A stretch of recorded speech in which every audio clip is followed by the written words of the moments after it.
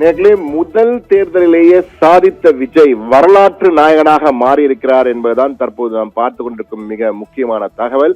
அதற்கு காரணம் என்னவென்றால், திரைத்துறையிலிருந்து கால் பதித்து சாதித்தவர்களை பற்றி நாம் பார்த்து கொண்டிருக்கிறோம். அந்த காட்சிகளிலே முதலாவதாக NT ராமராவ் இருக்கிறார். ஏனென்றால் அவர் 1983 வந்தவர்.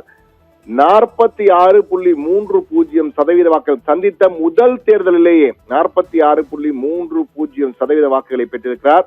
MG ராமச்சந்திரன் 1977 வந்துவிட்டார். முதலில் வந்தது அவர்தான். ஆனால் அவர் 33.53% தான் பெற்றார்.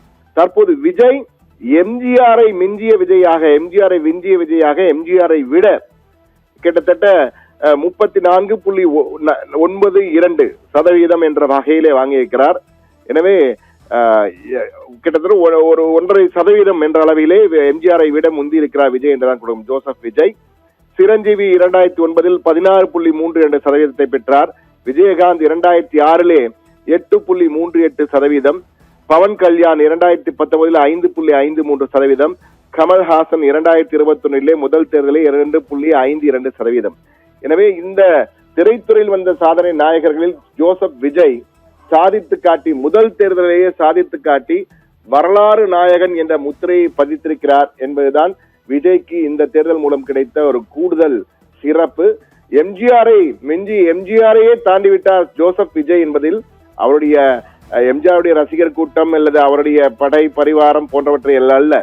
ஆனால் இந்த வாக்கு சதவீதத்திலே எம்ஜிஆரை விட சந்தித்த முதல் தேர்தலில் 34.92% என்ற வாக்குகளை பெற்று தமிழக வரலாற்று நாயகனாக மாறியிருக்கிறார் விஜய் என்றுதான் கூற வேண்டும்.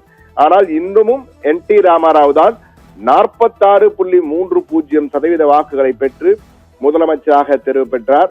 MG ராமச்சந்திரன் 1977 எம்ஜிஆர் 33.53% முதலமைச்சரானார். தற்போது விஜய் 34.92% முதலமைச்சராகிறார். ஆனால் விஜயகாந்த், பவன் கல்யாண், கமல்ஹாசன், சிரஞ்சீவி யாருமே முதலமைச்சராகவில்லை. பவன் கல்யாணும் முதல் தேர்தலில் தோல்வி, அதற்கு பிறகு அண்மையில் நடந்த தேர்தலில் தான் துணை முதலமைச்சராக வெற்றி பெற்றார்.